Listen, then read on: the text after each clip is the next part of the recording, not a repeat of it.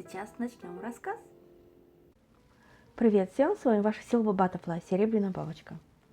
Сегодня у меня будет подборка на промозглую осень. Ароматы на промозглую осень.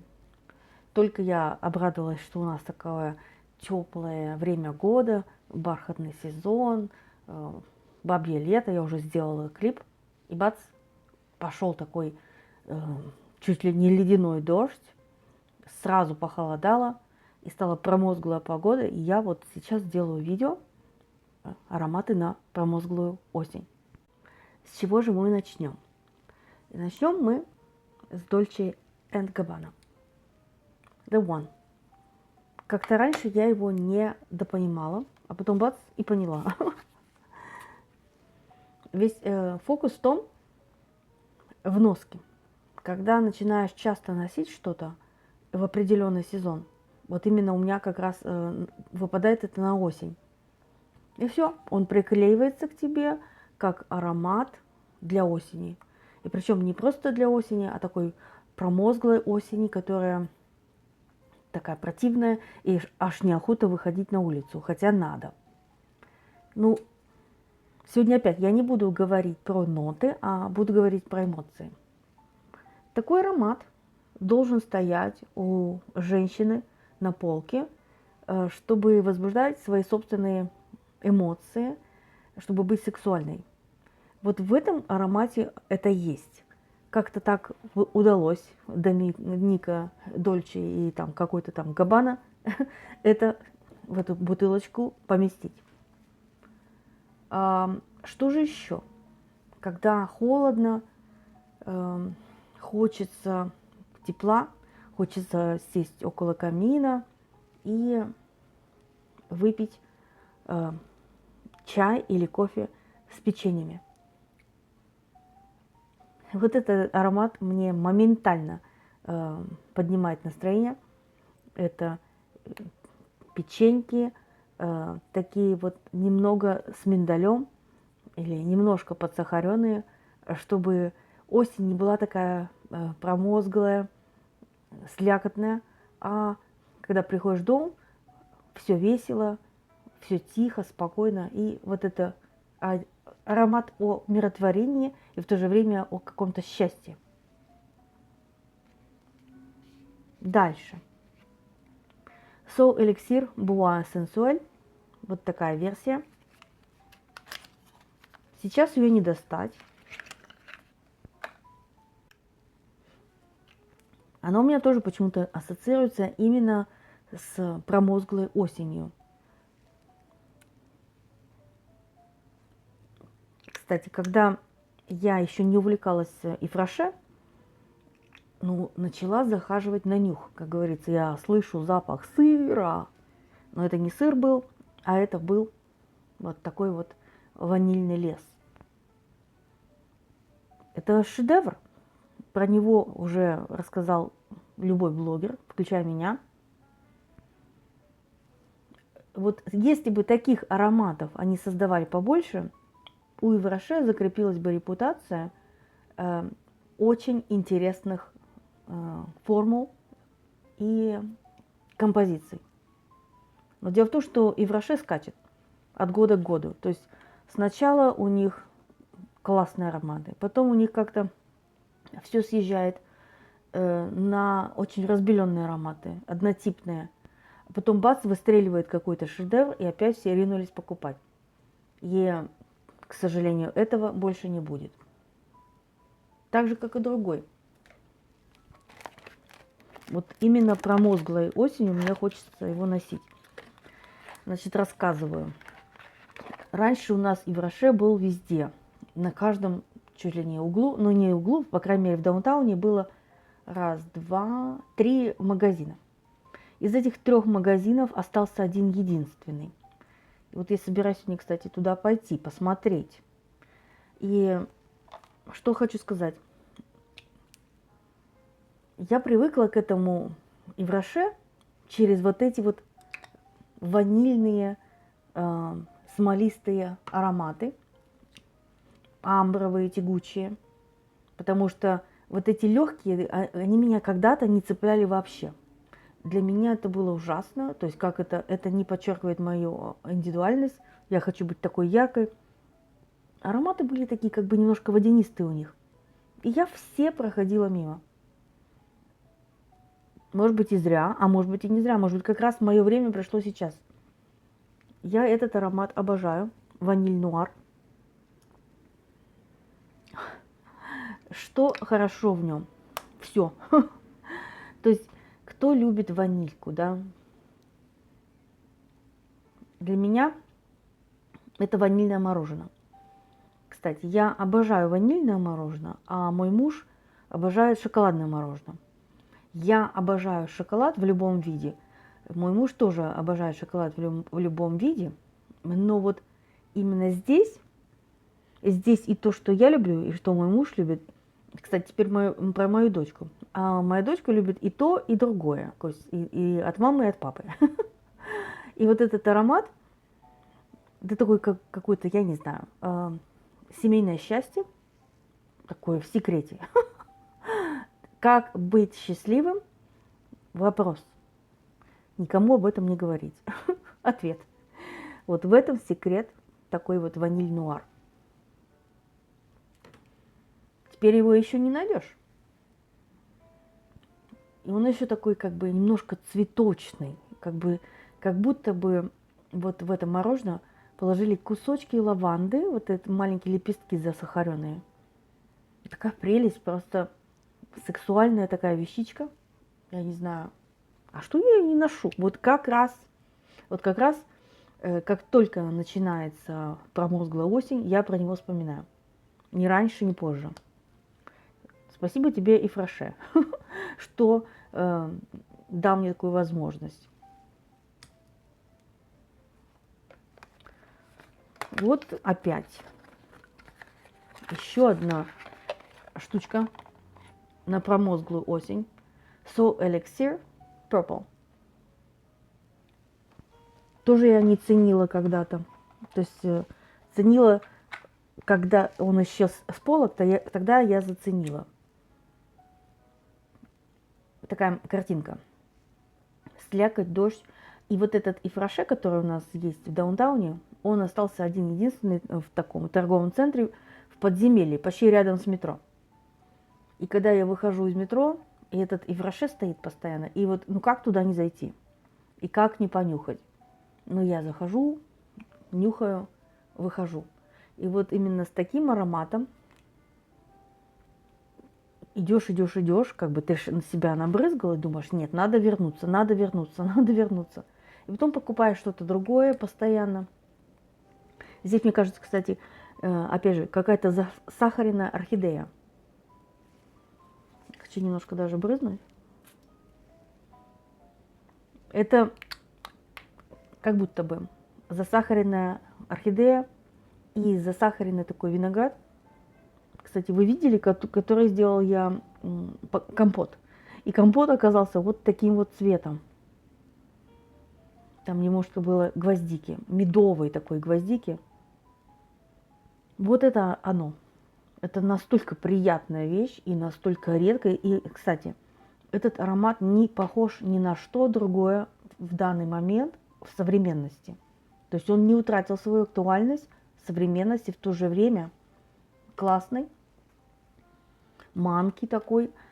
Кстати, спасибо, что вы мне накидали медовых ароматов. Вот это я никогда не думала, что он медовый, но он мега медовый сейчас именно. Вот такая вот слякоть на улице, аж неохота выходить. Только сидеть дома, читать книжку, типа у камина, включить огонь. И вот, Летера, да, это Клаудио Лавиола. Этот аромат очень редкий и такой вот как бы библиотека около камина. Я уже делала несколько раз обзор. Так, куда бы мне его положить? И что? Многие совсем со мной не согласны. У кое-кого есть, и им пахнет цветами какими-то волшебными. А мне пахнет лакированным вот этим, или шкатулочность вот это вот, или отполированная шикарная мебель, причем полироль такой дорогой, английский, и скрипучие полы почему-то, и вот запах книг, вот в этом все. Литера, да, просто кайф. У кого он есть, расскажите. Во фрагрантике он был с такой формой уже после того, как я сказала, кстати, в другом клипе. А там была, по-моему, какая-то другая форма, типа того, вот так, и еще что-то. Сейчас, скорее всего, его нет в производстве, но вот кто любит странные ароматы, которые отличаются от всего того, что сейчас в моде. Кстати, что сейчас в моде? Совсем не то, что у меня на столе. Ну, за исключением.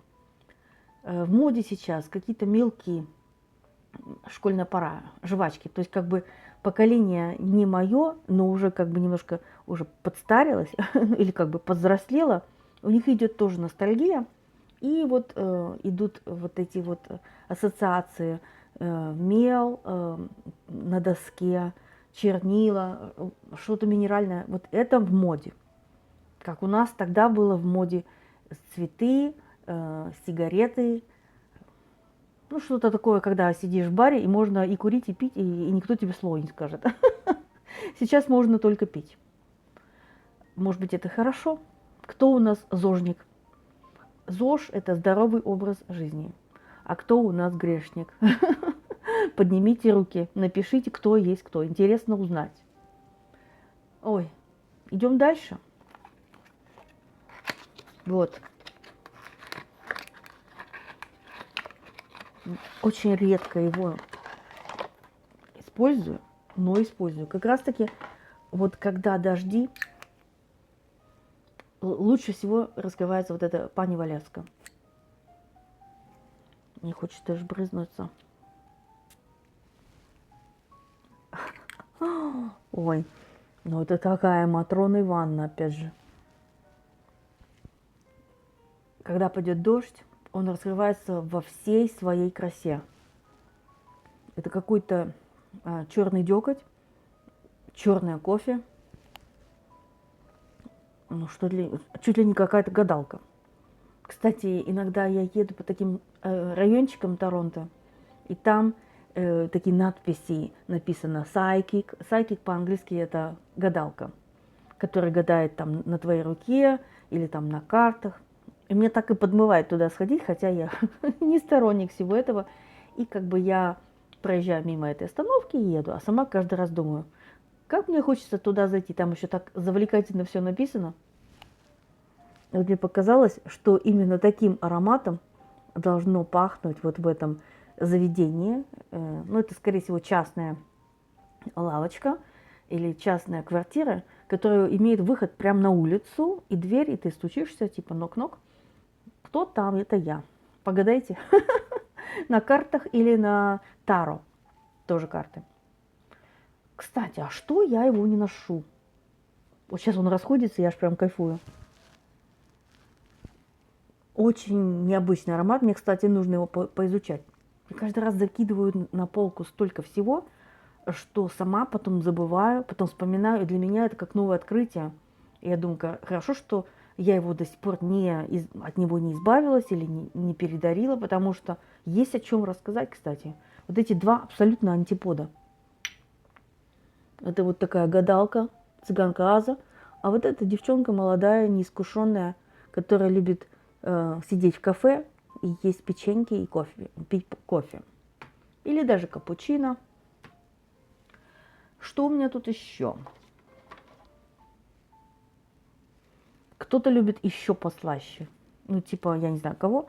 То есть уж для меня это сильно засахаренная сахарная вата, конфета, карамель.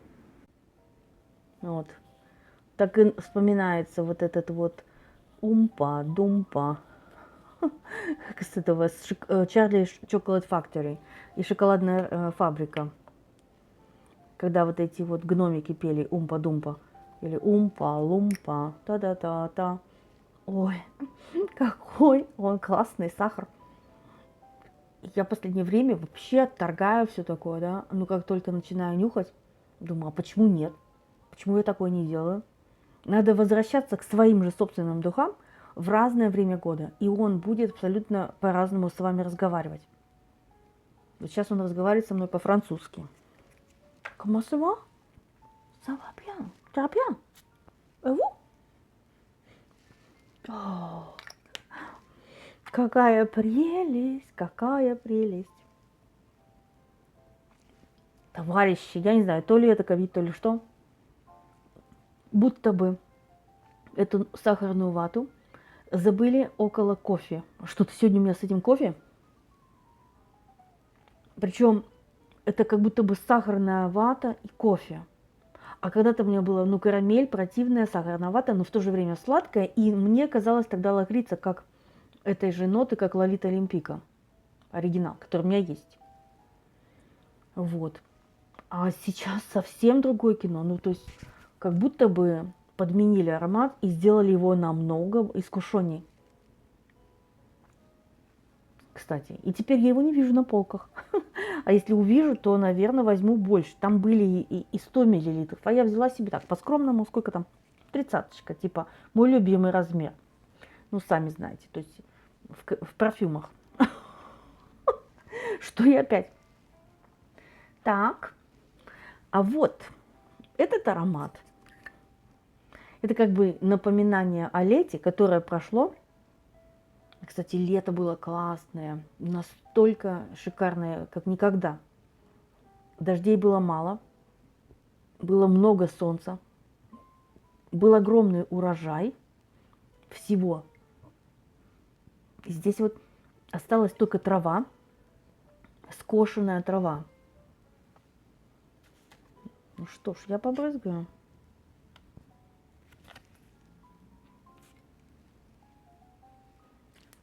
Ну, почему я ее записала в промозглую осень?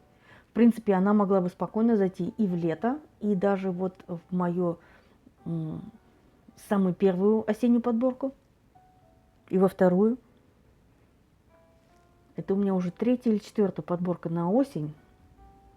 И мне кажется, у меня еще нескончаемый поток именно вот такого плана. В осень все так хорошо заходит, что просто кайф. Обожаю.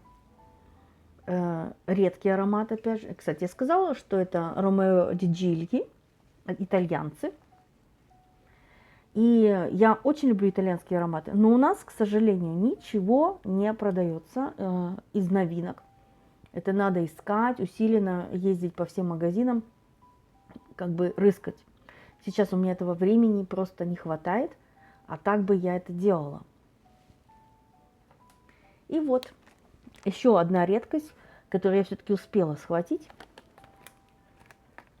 Это было как раз-таки в одну из промозглых погод, в один из промозглых дней. Я зашла в магазин, и я знала, что он уже исчезающий вид, и купила. Это вот Elizabeth James Nirvana Rose.